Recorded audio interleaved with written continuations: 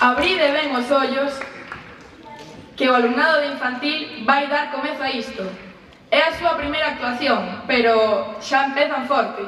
Xa che digo, Sara, aínda que esta actuación é dos máis pequenos, ides quedar moi sorprendidos. O alumnado infantil preséntanos as súas actuacións. Coco Leoco e Eu son un elefante.